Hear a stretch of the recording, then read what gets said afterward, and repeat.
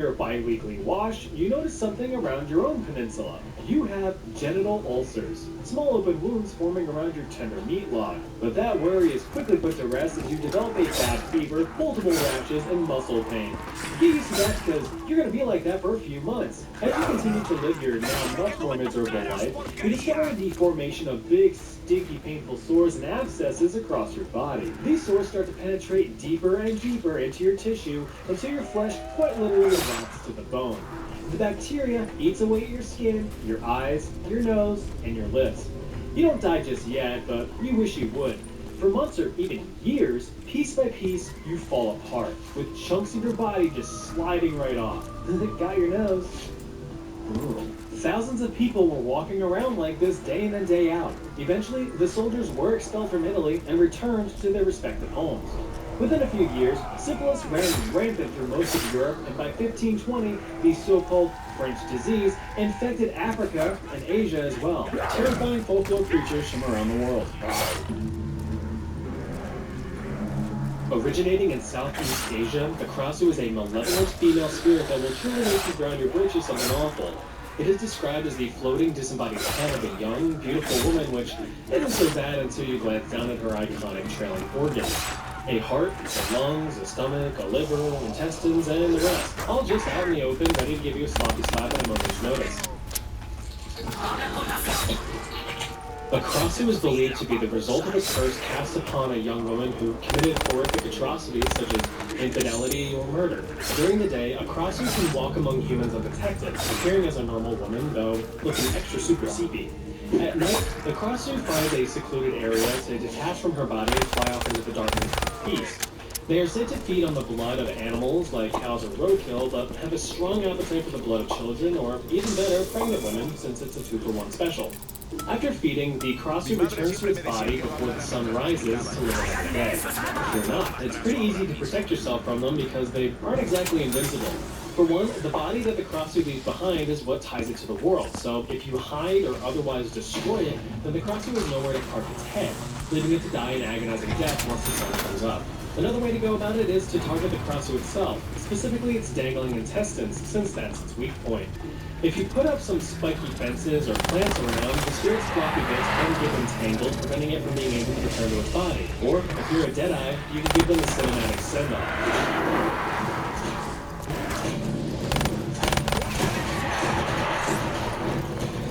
At CBG, we know you are dedicated to conquering your own world. That's why we made leggings that are as committed as you are. Leggings for the powerful, the resilient. You don't let anyone bring you down or tell you you can't do it. Because when you're at your best, the world is in your palm. Order your leggings and conquer the world today.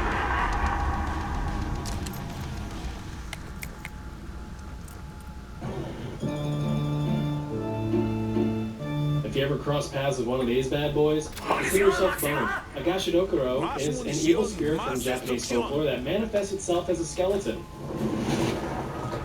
A 30-foot tall skeleton. It is said to be composed of hundreds of corpses of fallen, forgotten soldiers who have never received their last rites after dying on the battlefield. The residual anger and hatred towards the living fuels this giant rattling rascal to terrorize the countryside in the dead of night. Even though this fella is absolutely huge, the corpse can travel quite quietly and remain undetected. Any humans unlucky enough to cross its path will be crushed and eaten, though if you lack the situational awareness of a 30-foot skeleton approaching you, that is just natural selection. Unfortunately, it is said that the monster is too large or too powerful to defeat, and will only come to rest once it has released all of its manifested anger through sheer destruction. But I imagine if you were well equipped with a comically large hammer and took a good thwack at an ankle, you can do some damage. The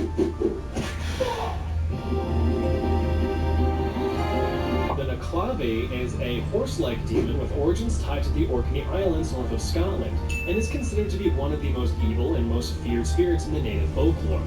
This demonic spirit takes the form of a man mounted on and fused to a horse. Oh yeah, and it has no skin.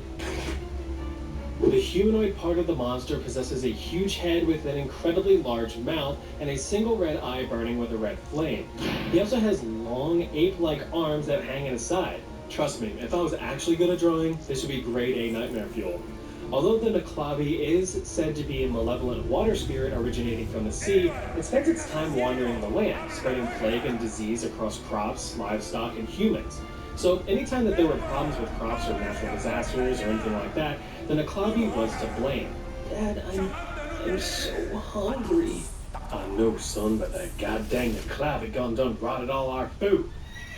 Fuck you, Naklavi! Being a being of pure, unfiltered evil, the Naklavi cannot be outright defeated, though it is said that it can't cross bodies of fresh water, so like find a creek or something and hop over it. Also, I mean, it has no skin, so I don't know, throw some salt and lemon juice at it? That'll probably do the trick. ¿Dónde está? Ese asqueroso apestoso. Next, we take a vacation down to the Caribbean with the Sukuyo, an evil spirit, all of these monsters are evil by the way, in case you couldn't tell, that disguises itself as a reclusive old woman during the day, but oh boy, once that sun sets, all hats are off. And so is the Sukuyo's skin. She tosses away her mortal flesh jacket and turns into a fireball, taking off into the night sky to stalk her prey. Oh, you think you're safe indoors? No. See, the Tsukuyomi can fit through anything to get into your house. A crack in the door, a crack in the floor. She can even get in through your windows and more. But what does a Tsukuyomi do? She may drink your blood or try to turn you. And if she has her way, there's no chance she can defeat her. The Tsukuyomi might just end up wearing your skin. But a way to defeat her would serve you quite nice, so distract her using a handful of rice. Throw it on the ground, then turn and flee. For each grain she must count carefully. Locate her old skin and cover it with salt. Now her evil deeds have come to a halt. If these rhymes gave you a good vibe, always remember to like, comment, and subscribe. Stemming from Central American folklore, the Siwanaba is an absolute babe. She's described as a stunningly attractive, long-haired woman. She's usually seen wearing thin, see-through clothing, which I guess I can't complain too much. You might find her alone at night around water sources such as a river or a lake, usually washing clothes or bathing. Well, being the big macho man you are, you're not going to let this opportunity pass you by, so you puff out your chest and make your move. La máquina de guerra del enemigo debe ser Couldn't help but destruida. notice you washing your clothes in a very secluded part of the river alone on this eerie moonless night. Can I be of assistance, my lady? Damn, babe, I'm gonna have to break out the special equipment. There you go. That'll work. Although the Siwanaba do be looking good from behind, it possesses a demonic horse face, which is a deal breaker to most men. Those unfortunate enough to cross its path are often driven mad by its shocking appearance or instantly die of fear when her face is revealed. But if you ever find yourself in the presence of what you think is a Siwanaba, you may banish it by making the sign of the cross with your fingers. And if that doesn't work, she might not be a Siwanaba at all, in which case, just tell her you're not really all that interested. Now this one is the stuff of nightmares. Literal nightmares. An Alp is the OG sleep paralysis demon. They are described as small elf-like demons from Germanic folklore that climb into your room at night and sit on your chest as you sleep. These little bastards just stay perched up on your sternum, restricting your breathing and not allowing you to move or wake up, causing terrifying nightmares. Talk about sleep apnea. Alpin apparently have the ability to shapeshift into multiple animals such as a cat, a dog, a pig, or even a snake. So the next time you wake up with a cat on your face, it might just be a small demon. The way you can tell an Alp apart from your pet is its stupid-looking hat. This is called a time cap, which grants the demon powers, including the ability to become invisible when warm. But don't worry, you can get rid of these little annoying buggers with some simple tricks, which include sticking a broomstick under your pillow, hanging iron horseshoes on your bedpost, placing your shoes against your bed with the toes pointing toward your door, placing a mirror on your chest, hanging steel crosses around the room. You can also bargain with the Alp, asking it to come back in the morning for coffee. It will scurry away and return in the morning to claim its prize. Take this opportunity to cave its frontal lobe in with a solid oak plank. Problem solved. Back to bed. What's the one question I get asked the most? What pans do you use at home? I'm using Iceland. Here's why. Evil people you've never heard of. Ooh.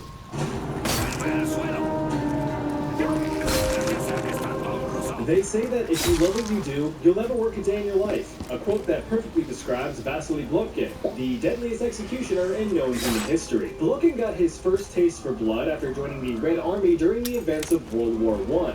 Over the years, he became the perfect soldier. One who was able to perform tasks effectively, efficiently, and without hesitation. This, of course, really accelerated Blokhin's military career, as in 1921, he was recruited into the Soviet secret police organization known as the NKVD. One bonus on his extensive resume was his innate ability to remain emotionally numb when carrying out acts of violence. He simply saw it as part of the job, comparative to menial tasks like filing paperwork or having to put up with Deborah from HR's incessant complaints that your funny shirt just isn't work appropriate. Blokhin's unique skill, if you would call it that, quickly distinguished him amongst his peers. If you needed someone dead, Vasily was your guy. His work and unwavering loyalty continued to push him upward and onward. In just 6 years, he was assigned as head of a newly created branch of the NKVD by Mr. Supreme Soviet leader guy Joseph Stalin, a branch specifically designed for executions. And with that, Blokhin had become one of Stalin's most trusted workers, executing low and high-profile targets without question. Excellent work, Blokhin. That goes right up on fridge. During his service, Blokhin had personally executed thousands of people, including high-ranking Soviet officials during the Great Purge, an internal mass execution of anyone remotely accused of opposing Stalin's rule. Blokhin himself had been spared from the purge due to his repeated proofs of loyalty to the Soviet cause, his magnum opus being his involvement in the Katyn Massacre. Now, if you've never heard of the Katyn Massacre, I wouldn't be surprised. When teaching about World War II, history classes tend to focus on German war atrocities and kind of skim over all the other ones, especially the Soviet Union's. Despite the German invasion of Poland in 1939 and World War II officially starting, the Allied powers of Great Britain and France didn't really do much in retaliation. Oh, Germany, you better leave Poland alone. Oh, fair point. Carry on. The big bad Soviet Union had also invaded Poland just a few weeks later, capturing hundreds of thousands of Polish prisoners of war, many of which were sent to labor camps. But in the spring of 1940, around 22,000 prisoners consisting of Polish officers, engineers, teachers, and other civilians were systematically executed under Blokhin's supervision, with Blokhin himself having personally executed over 7,000 people in just 28 days. Think about that for a second. 7,000 people in 28 days. That's 250 people a day. Now, Blokhin and his men reportedly would work 10-hour days non-stop, so that's 25 people an hour, or one person every 2 to 3 minutes. Now, these weren't indirectly through ordering his men, but this was by his own hand. Blokhin had pretty much developed an assembly line of death so efficient it would make Henry Ford envious. Prisoners would be escorted into a soundproof room against a sandbag-lined wall. Without a word, these prisoners' last sensation would be feeling the muzzle of a German pistol in the back of their neck before being brutally murdered. Wait, a German pistol? I hear you ask. Why would Soviets be using German pistols? 2 words: plausible deniability. Think of it this way. If thousands of victims in mass graves happen to be found with German bullets lodged in their noggins, who do you think's going to be blamed? Don't look at us. It was them. Blokhin's massacre is regarded as the largest mass murder conducted by a single person in known human history, even acknowledged by the coveted Guinness Book of World Records in 2010. Really stretching for content there. It is believed that throughout his career, Blokhin's personal kill count had reached tens of thousands, but his spree would soon come to an end. After Stalin privately passed away in a puddle of piss in 1953, Blokhin was forced into retirement in disgrace. He was ostracized by the public and stripped of his military honors during the de-Stalinization of the Soviet Union. So, of course, he did what any Russian does when they're sad or happy, breathing. He consumed a lot of alcohol, a habit that eventually led to his death in 1955 at the age of 60. You know what they say. You get out, put your foot in 2 steps ahead, and being a step ahead. New game, same dedication.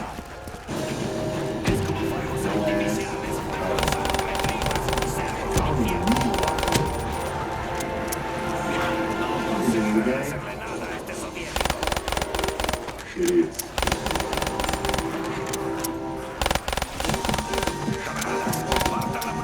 Right after the thrilling events of World War I in 1918, the Austro-Hungarian Empire had collapsed. With a little bit of elbow grease and the mashing together of various kingdoms and regions, a new political entity was formed. The state of Slovenes, Croats, and Serbs.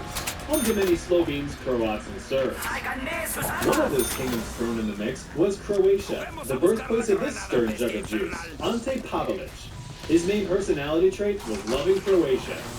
God, he loved Croatia. So much so that he made a name for himself and rose through the ranks as a politician and representative in state parliament in order to demand Croatian independence. But this guy, Alexander I, had other ideas. Who's he?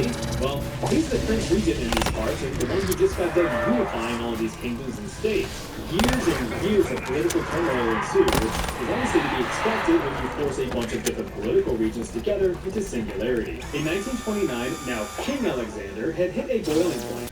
In order to regain order, he dismantled and banned all political parties, declaring a royal dictatorship. He even came up with a new name for his kingdom, Yugoslavia. Yugoslavia. But since Yugoslavia is not Croatia, Pavelić had had it. He fled the kingdom and conspired with revolutionary groups to undermine the rule of Yugoslavia, who responded, "Do you want a death sentence? Because that's how you get a death sentence." And so Pavelić got a death sentence. He was exiled to Germany, but since he didn't feel like dying quite yet, he instead skedaddled off to seek asylum in Italy. There, he used his political influence and persuasive stern look to form the Ustasha, a Croatian nationalist movement aimed at achieving Croatian independence by any means necessary. And you can bet your fat tits that means bombings, assassinations, and uprisings. During said uprisings, King Alexander regrettably stated, if you want a regime change, you need to kill me. They did. On October 9, 1934, King Alexander I was assassinated by Ustasha member Vlado Chernovensky using a handgun hidden in a bouquet of flowers. Still living in Italy, Pavelić, along with several accomplices, were determined to be culpable for the assassination and were sentenced to death by Yugoslavia's friend France, who pressured Italy to carry out the deed. And Italy was all, thanks to his political privileges, Pavelić was only put under house arrest for 18 months. That'll teach him. Right, France? Oh, here we go. Looks like Germany's back at it again, and the world collectively burst sighs in disappointment. After the invasion of France in 1940, Nazi Germany invaded Yugoslavia in 1941. This ultimately resulted in Pavelić being installed as dictator to a newly independent Croatia. The mean mustache himself even met with Pavelić and gave some pointers in the art of ethnic cleansing, the only art he ever saw any success in. But Pavelić would soon put this advice into action. During World War II, Pavelić had created his own network of concentration camps run by his beloved Ustasha, one of which being the Sisak concentration camp, the only known camp specifically designed for children. These camps carried out the collection and mass murder of nearly 400,000 Serbs, Jews, and Romani, with an additional 300,000 either exiled or forcibly converted to Eastern Orthodox Christianity, all for the sake of Croatian ethnic homogeneity. Towns were completely ransacked, villages were outright destroyed, and hundreds of thousands of innocent lives were lost.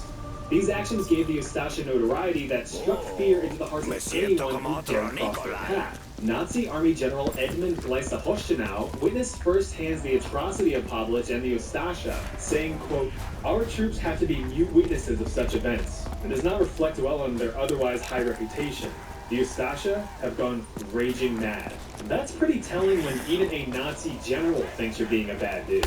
After the Axis powers fell, Pavelić got the hell out of Dodge, eventually fleeing to Argentina in 1948. But then some other surviving Ustasha members arrived. After a quick reunion of high fives and smooches, the gang wasted no time in forming the Croatian Liberation Movement. Persistent little buggers, weren't they? They were basically trying to control this from over here. Didn't work. After an assassination attempt in 1957, Pavelić hightailed it out of Argentina, eventually ending up in Spain, where he died of his injuries 2 years later.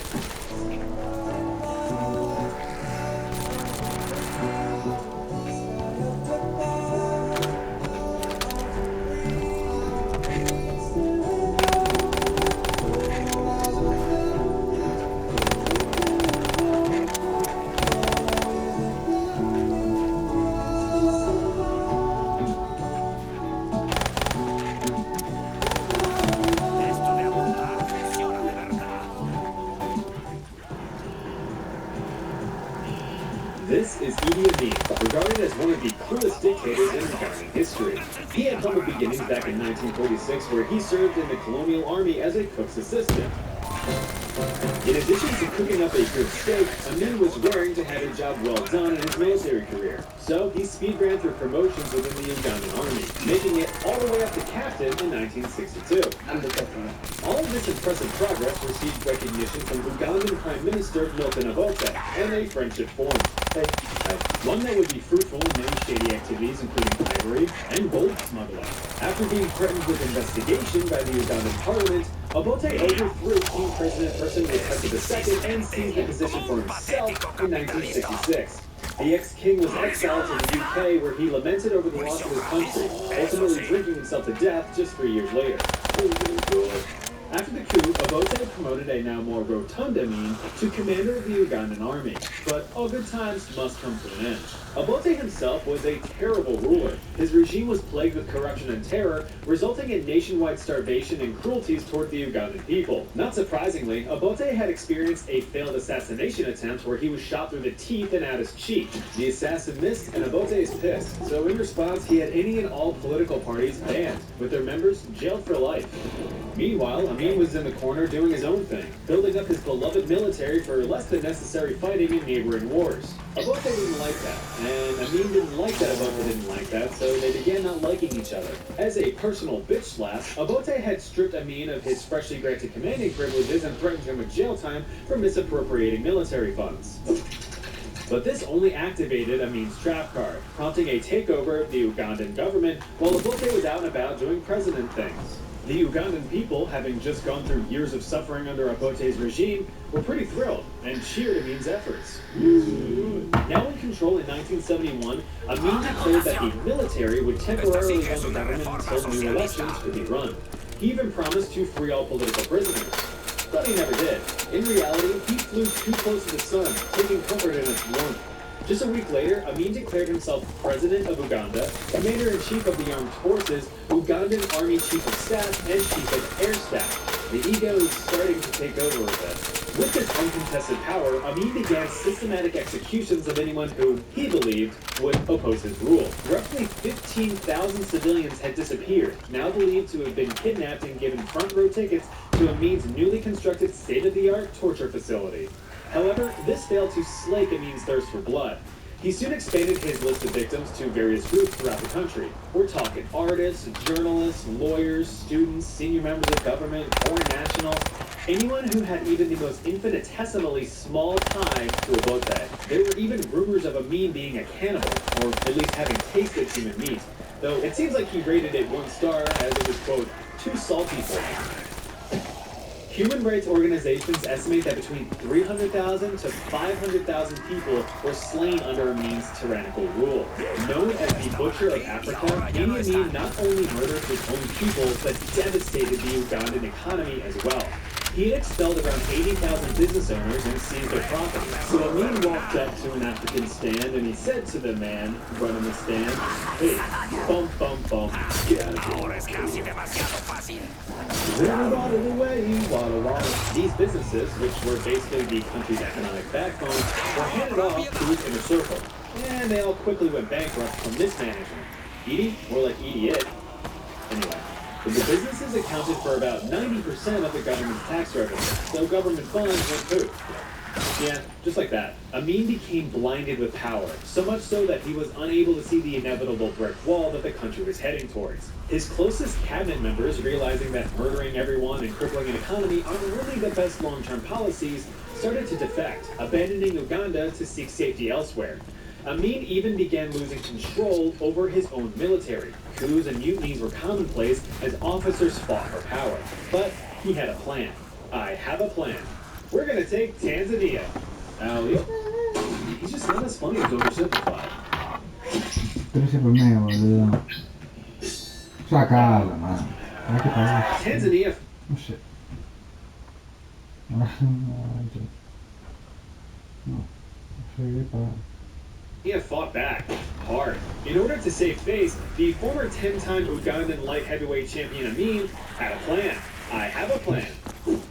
Yeah, Amin actually suggested a boots to asses 1v1 super slam. But the Tanzanian president had a plan of his own.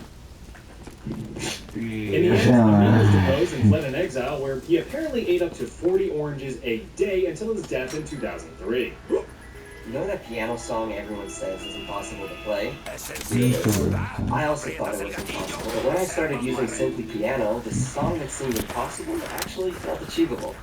Let me show you. So we start with our left hand on an A, high E, low E, and again a high E. Like this. And now with my right hand, I'm just going to play the note E a bunch of times. It breaks down the toughest parts note by note. You get instant feedback, so you know exactly where you're hitting it right and where you need a little more practice. And you can even change the speed while learning. And after some practice, it'll sound something like this.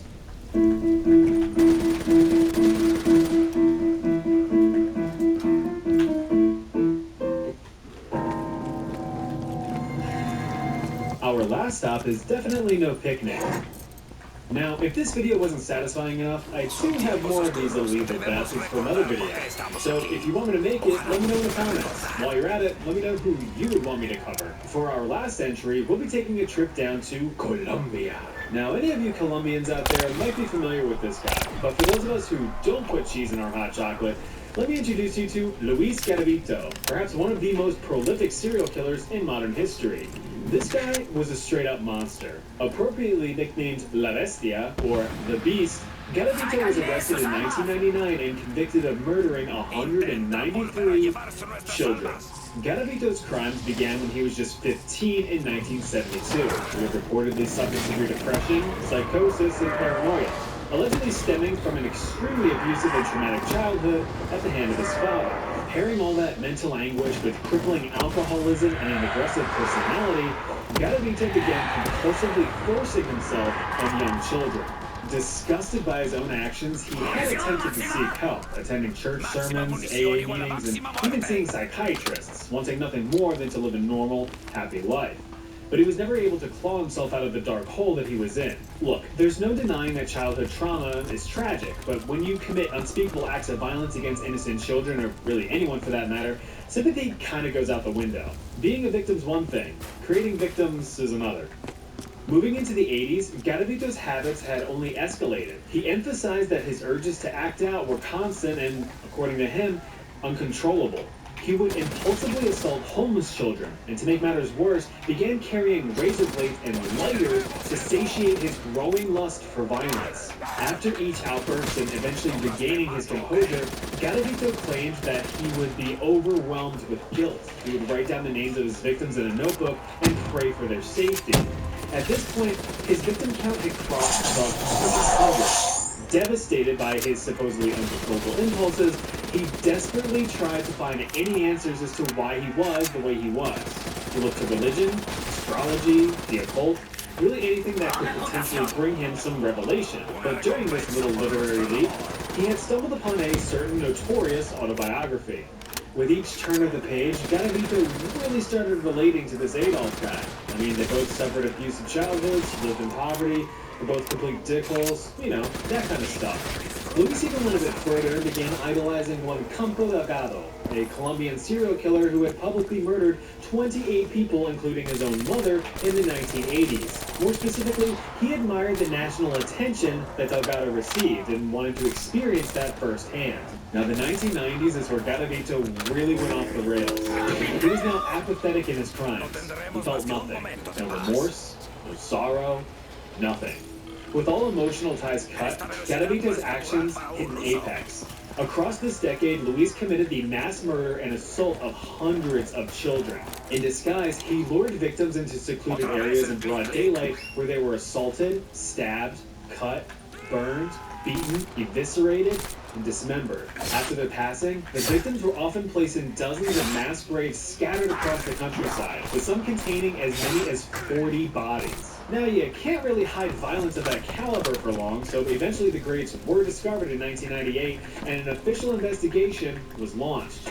Because of his continued alcoholism, Garavito's work was sloppy. He would often leave articles of clothing, empty liquor bottles, and various belongings at his crime scenes. Honestly, it's kind of weird that it took so long to get caught, but the mountains of evidence did eventually lead to his arrest in 1999. While being interrogated, Garavito confessed to the murder of hundreds of children. Now, of course, in order to prevent the large, sandpapery, unlooped fist of YouTube from giving my butthole an identical neighbor, I of course cannot go into the nitty-gritty of the crime.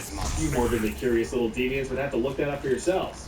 Don't say I didn't warn you. In the end, Garavito's crimes rightfully warranted a sentence of up to 1,853 years, and 9 days, in prison. That's pretty great. Except for the fact that Colombian law at the time prevented any sentence from being longer than 40 years. And get this, since he had given a full confession and even helped investigators find the bodies, his sentence was further reduced down to just 22 years, and the Colombian population was pissed. But luckily, in 2021, Garavito's parole was personally denied by the Colombian president, who vowed that he would never be a free man again. And he never was. Luis Garavito was diagnosed with eye cancer and died in prison in 2023. World champ Lolo Jones has dominated the track and conquered the bobsled. Now she's ready to take on pickleball, puppy yoga, and hiking. This offseason, she's discovering new ways to get moving, with help from Sierra's amazing brands at incredible prices. The best workout ever. Sierra, let's get moving. Great. Welcome, foolish mortals, to my AI-generated haunted house. It's that time of year again, spooky, scary times. Assuming you're watching this in October, that is. And what better way to get into the Halloween spirit than to learn about some creepy things in history? So, here's some creepy things in history. As a warning, there's going to be some disturbing content, so don't blame me if you or your 2-month-old daughter get spooked by this. Enjoy! The invention of photography has revolutionized the way that we remember moments in our lives. The innocence of childhood, a first love, a favorite pet. But how about our dearly departed? Post-mortem photography started gaining popularity in the late 1800s as a way to memorialize those who recently kicked the bucket. The practice was sought after as a cheap alternative to commissioning a mourning portrait, which served the same purpose. Typically, the stiff subject would be positioned in the last sleep pose, which just looks like you caught them dozing off during a football game. More ambitious people tended to take the let's pretend we're still alive route and would pose with their late family members. Take a guess which one here is no longer amongst the living. Time's up. How'd you do? The correct answer is none of them. Did you really think that I'd show an image of a dead person in this economy? You disgusting. Nowadays, the market for post-mortem photography has flatlined, but I imagine that some influencers today wouldn't want to monetize themselves even as they escape this world of horror. We all know that death is inevitable, and some of us, not me, try to find ways to benefit their fellow man. What if you donated your body to the well-being of others after your time on Earth ran out? In modern times, your organs could live on in immediate patient. In ancient times, your organs could become a yummy treat. Records from ancient Chinese and Middle Eastern times discuss the concept of a nullified man. This was the process in which a willing person would have their remains preserved in honey for medicinal consumption.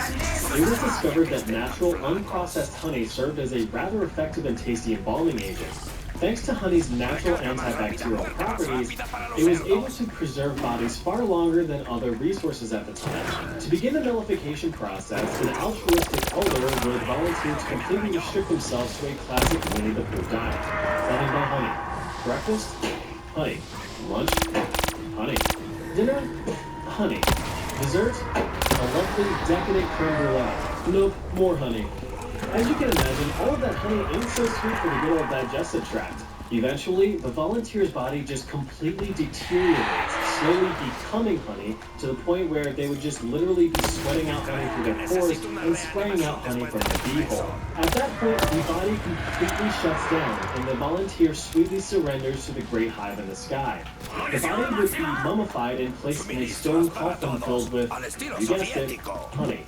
The body Pero was soy pelotudo, culiao, tenía una... 100 years like Esa chabón y no... After a no casual eso es un century of pelotudo, fermenting chabón. bee bark, the coffin would be opened and No the la corpse digo, would be boludo. broken into pieces, which would be distributed as an expensive but effective medical remedy for anything from deep cuts to broken limbs. The only problem here is the lengthy process, which made the medicine very expensive, so it could end up costing you an arm and a leg.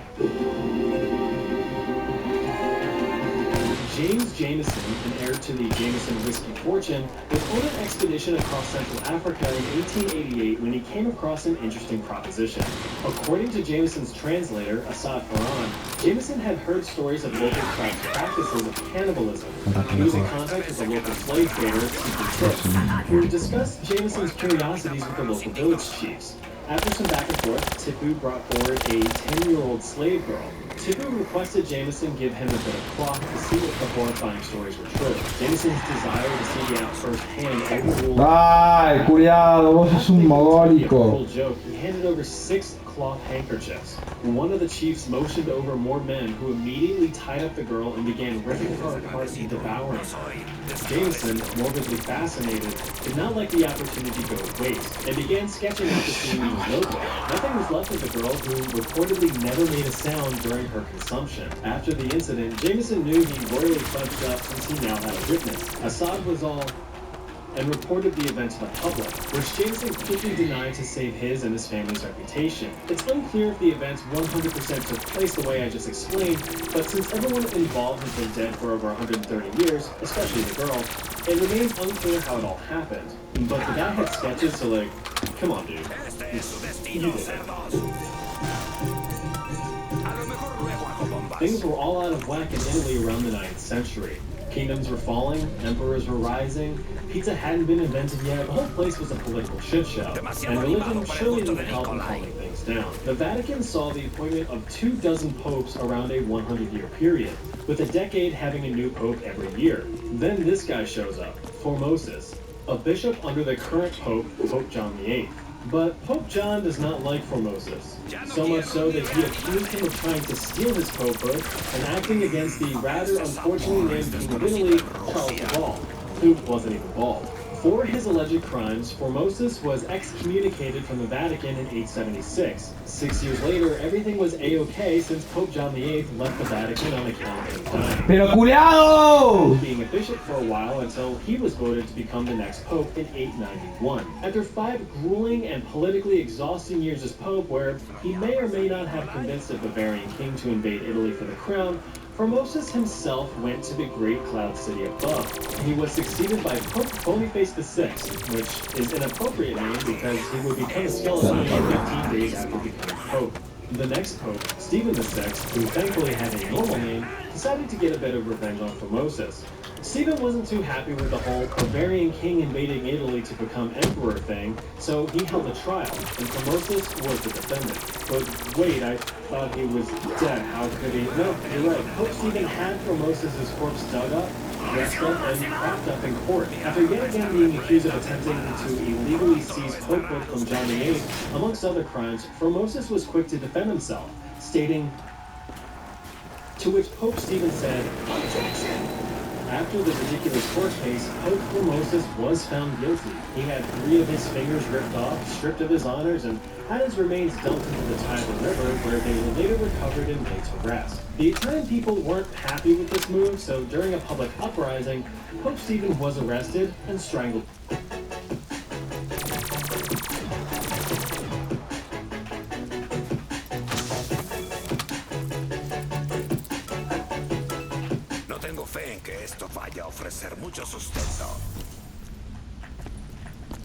Prison.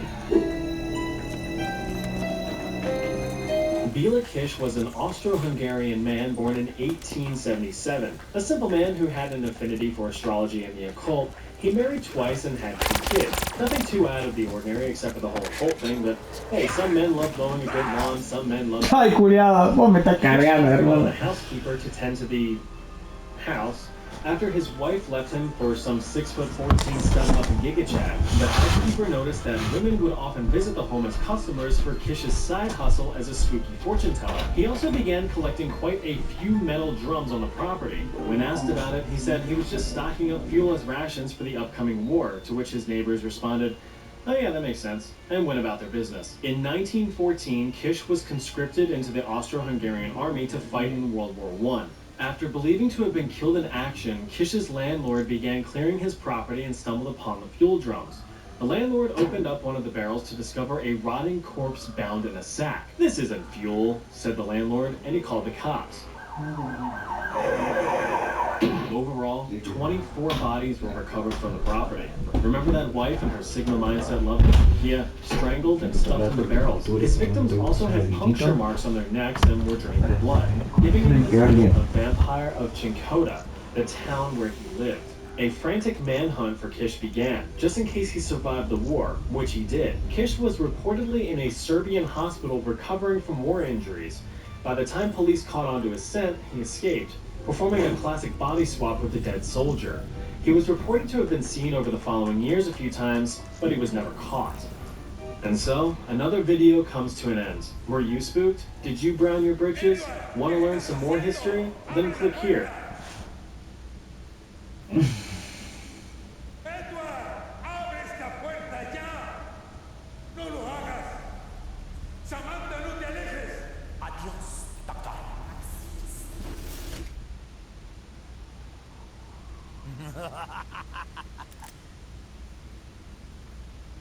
No tiene gracia, Doc. Gira. Despacio. ¿Tú sabes quién soy yo? Sí, lo sabemos. Por eso sería mejor que hicieras justo lo que decimos. Un gran mal se acerca. Hay una cadena de acontecimientos que debe ponerse en marcha. El futuro pende de un hilo. Despierta a los sujetos de prueba.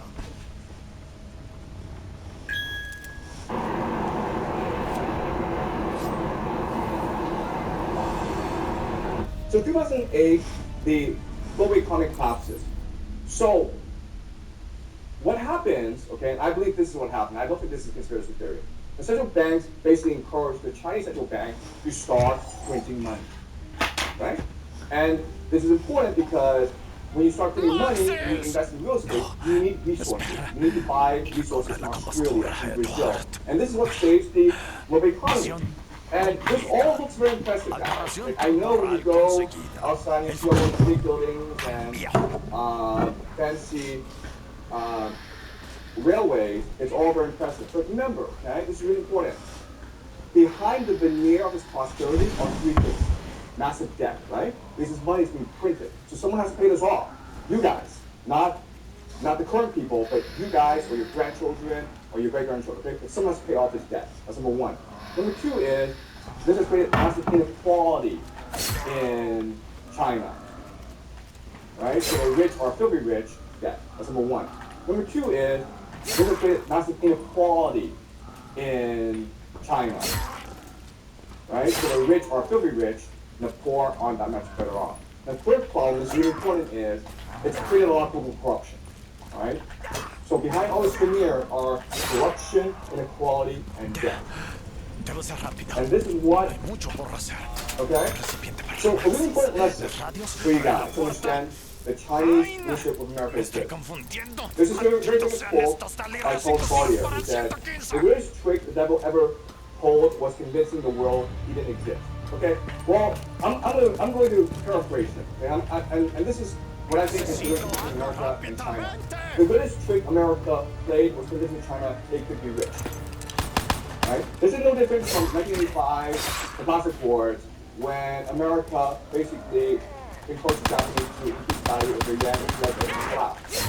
Well, but when Americans encouraged the Chinese to print money in about 2008 and about 2015, it basically created conditions for China's economic collapse. Okay? All right, this is what led to the rise of this man, our dear David Stevens. Okay? I believe his intentions are good. I think he wants to save China from this global financial capitalist system. He needs to maintain China's independence and sovereignty. And he's fighting very hard to save the Chinese nation. Okay, that's what I believe. And so you make the argument that what's happening today in China is no different from the opium war. Remember, Britain created an opium epidemic in China in order to enslave the Chinese economy to the global financial system. Right? That's the opium war. So the same is happening today where the Americans have basically created a Chinese dependency on US dollars. Right? What's the Chinese dream? The Chinese dream is work hard, get into a good school, get rich, move your money and your children to the United States. That's the Chinese dream. Alright? And if that's a dream, then eventually the civilization won't last very long. Am I wrong? Is that not the Chinese dream? Alright. Alright, so now you have the COVID crisis where China's locked down for 3 years. Now, I'm not a conspiracy theorist, okay? But you make the argument that some of this was intentional in order to implode the Chinese economy. Why? Because the Chinese economy had become a system of transferring wealth from China to the United States. So that by imploding the economy, you're stopping this drainage, okay? Alright, this also led to us to Vladimir Putin, who is very much like Joseph Stalin. He understands the grand picture. He understands strategy, grand strategy. He understands that now it's time to strike. Why? Because America has created this crazy fantastical system, right? Where there's a hierarchy of places. In the American system, the Casa Americana, resources are the least valuable, okay? The basis are the resources, right? Which is what Russia has a lot of. Up next in the pyramid is manufacturing, which is what China does. Then up next is knowledge economy, so professionals. And that's what Europe and America does really well, okay? Now, the very top of this pyramid are the financiers, finance. And that's what Wall Street dominates, okay? So this is the pyramid of the world that we live in. What Putin said is this. What Putin said is, you know what? If I can control the world's resources, the oil, the food, then I can invert this pyramid so that resources are top. And that's why Russia invaded Ukraine. Because if Russia were able to dominate Ukraine, if Russia and Ukraine together would control 1/3 of the world's carbohydrates. Now, Russian food, Africa, and the Middle East would both starve. Okay? And so that is the rationale for Putin's invasion of Ukraine. He's a genius. He understands the fundamental weakness in the American system. Okay? If you're going to control the resources, you are able to strangle this financial system. Okay? So by invading Ukraine, Putin shows that America is a paper tiger. Faith in the USD rests on the aura of American military vulnerability and invincibility. This now forces the Americans to invade Iraq. Okay, does that make sense to you guys? The logic here is very simple. Why does Saudi Arabia buy US dollars, even though they know it's not worth anything? Why does Japan buy US dollars? What is Germany? The answer is, they're afraid that if they don't buy US dollars, America will come and invade them. Okay? They have no choice in the matter. But now that Putin has showed that, actually, you know what? The American military is not as strong as you think it is. The American military now has no choice but to prove it is as strong as you'll believe. You need to restore faith in the military in order to restore faith in the US dollar. Okay, does that make sense? Alright, so that's one pair of prescription glasses. Yep. Plus anti-reflective lens coating. Oh. Award-winning customer service. That's me. That's also me. I see. And free frame adjustments for legs. And that's included in that? $95. Oh. Welcome aboard, Parker. That's why the American military has no choice in the matter but to invade Iran. Okay? Why? Because if they're going to invade Iran, they're going to control the entire flow of Middle East oil. Also, they're able to control the active trade throughout the world, okay? Iran is really the center of the world in terms of global trade. So these two factors mean that America needs to eventually invade Iran. Alright, once it invades Iran, it creates a huge problem for China and Japan and South Korea. Why? Because guess what? These three nations get most of this oil from the Middle East, right? Japan imports roughly 89% of its oil from the Middle East. And guess what, guys? Japan is the largest buyer of US dollars. So if Japan ever says, we want to do this, we're not buying US dollars, the American economy goes backwards. So when you invade Iran, control the oil supply, you control the entire Japanese economy. You can charge whatever price you want for oil. Alright, this explains the Israel-Palestine conflict.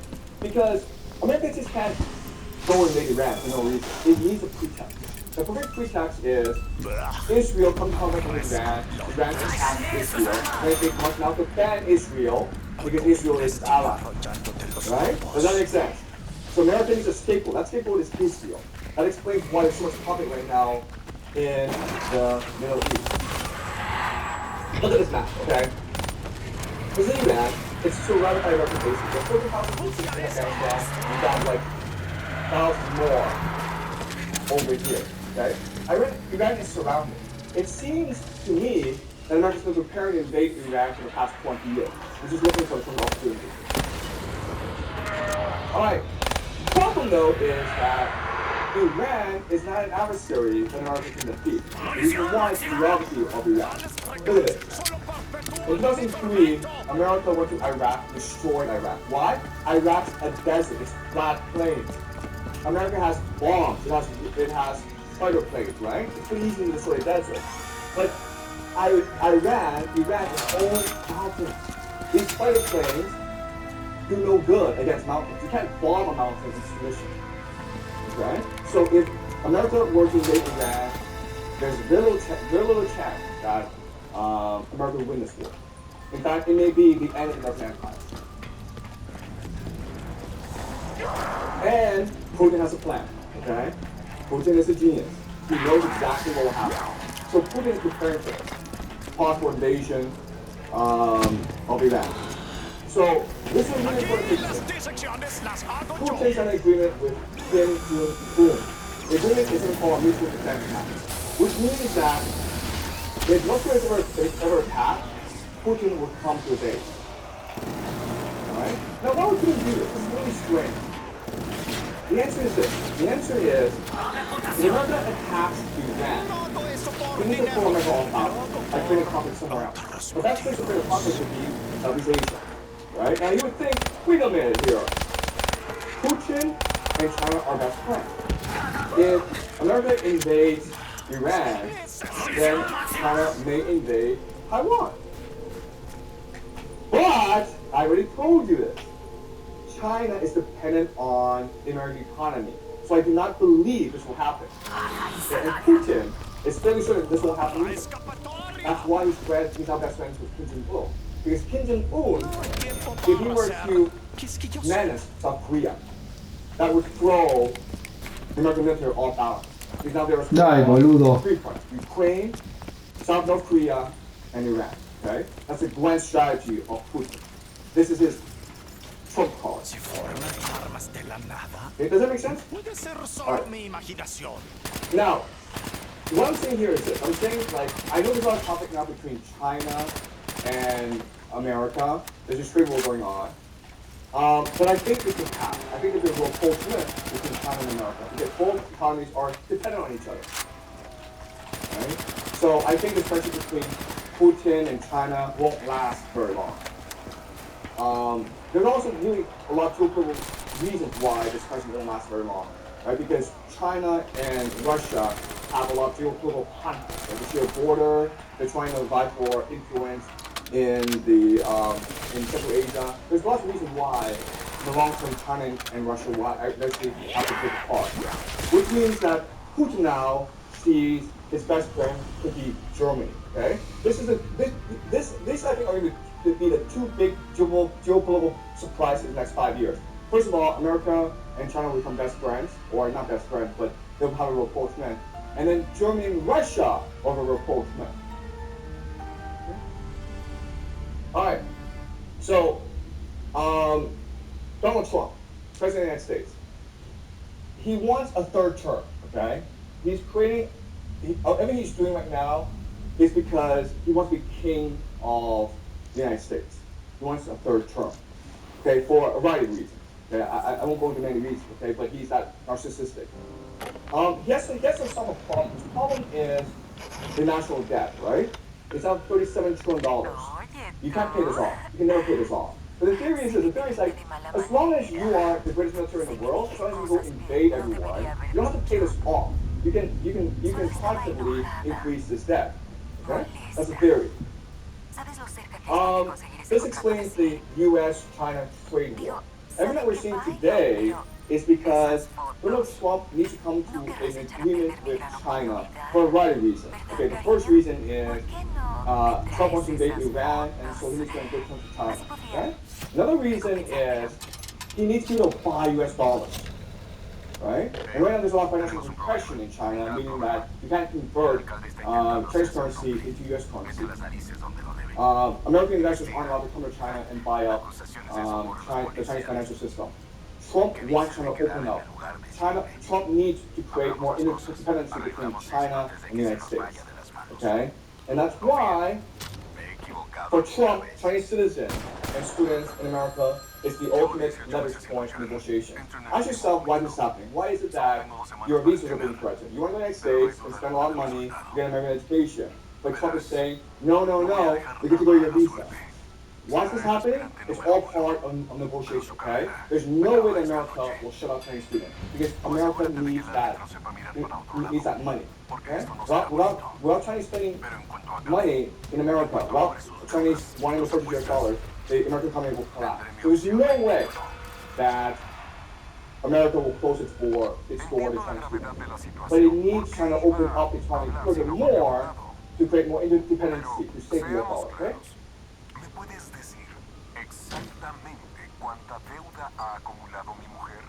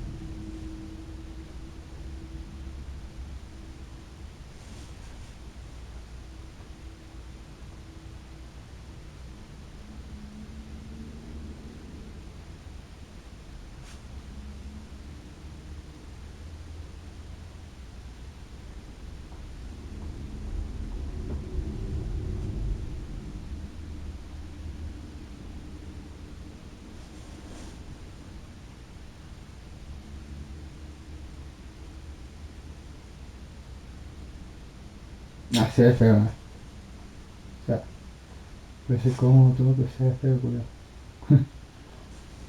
Sí, boludo. Todo bien.